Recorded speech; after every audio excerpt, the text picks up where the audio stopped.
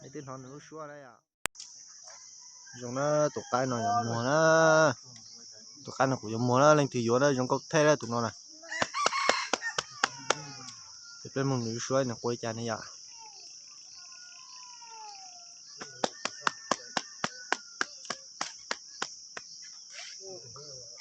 cả quay đây rồi xí, nhà cô bên lông này à, nhà cô chỉ qua nè,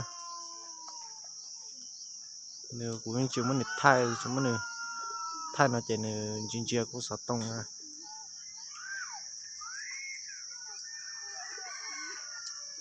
chắc có mấy út, chắc có.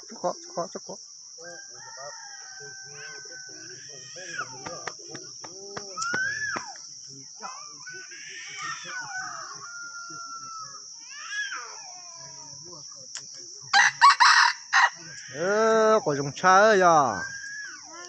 dùng thịt tía tụi cái này, nên thì vô tụi nó mà của giống mua chua bùa đó tụi nó này, có dùng thịt tía đó, nên từ xả vô của một chua bùa đó, nên từ bùa, nó của một chua bùa này vậy, chua bùa xanh này vậy.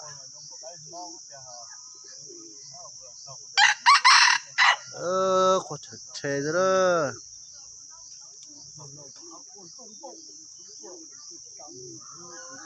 đừng câu thì nó đó tụi nó này,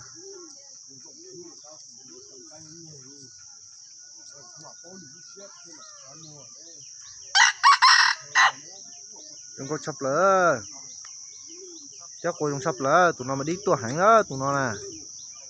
xin tụi nó của các nghe chạy của món được mua một nhà lên từ xa vô chạy của một chỗ của sáng á, không giờ nên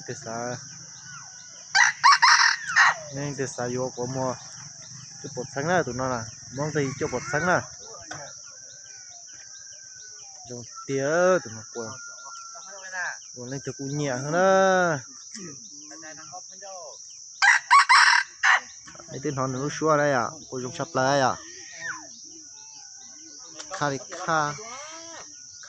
hay ơi liệt lông cái của rong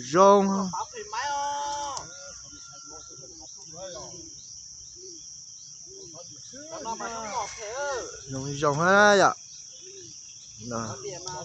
rong đi mà tôi rong hành đó tụi nó là, tụi nó trông đi mà tôi rong hành đó,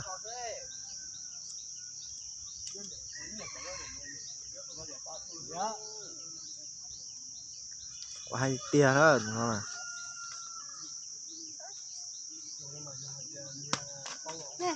cứ đi khứ xem nữa, ít tụi nó ít thôi bắt tỏ u nó thế á, thế mà tụi tỏ chơi cú giống mùa thế này ạ, thế mà cú chỉ tao cho bé một sai, nhưng mà cho bé một sai này.